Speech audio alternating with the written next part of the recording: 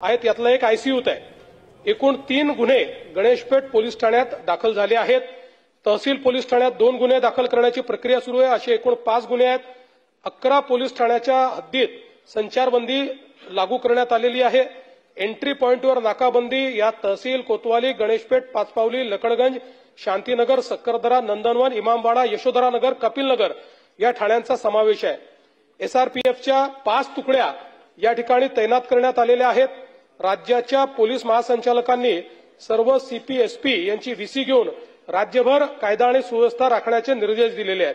अध्यक्ष महोदय, एकूणच याच्यामध्ये जर आपण बघितलं तर सकाळची एक घटना घडल्यानंतर मध्यंतरीच्या काळामध्ये पूर्णपणे शांतता होती, पण त्यानंतर मात्र संध्याकाळी काही लोकांनी जाणीवपूर्वक अशा प्रकारचा हल्ला केल्याचं या ठिकाणी लक्षात येत आहे। याचं कारण जवळपास एक ट्रॉली भरून त्या ठिकाणी दगड मिळालेले आहेत आणि काही लोकांनी जमा करून ठेवलेले दगड, वरती जमा करून ठेवलेले दगड हे आपल्याला पाहायला मिळाले।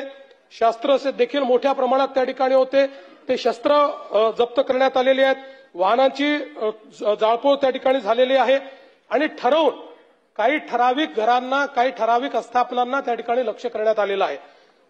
3 डीसीपी लेवलचे लोक या ठिकाणी जखमी झालेले आहेत आणि जसं मी सांगितलं की यातल्या एका डीसीपीवर तर थेट कुऱ्हाडीने वार हा त्या ठिकाणी करण्यात आलेला आहे। त्यामुळे निश्चितपणे याच्यामध्ये काही ना काही एक प्रकारे काही लोकांचा सुनियोजित पॅटर्न हा देखील त्या ठिकाणी दिसतो आहे।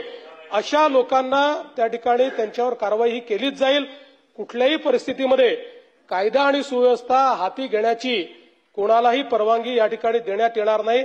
आणि मी एक गोष्ट स्पष्टपणे सांगतो, पोलिसांवर ज्यांनी हल्ला केला असेल त्यांना काय झालं तरी सोडलं जाणार नाही।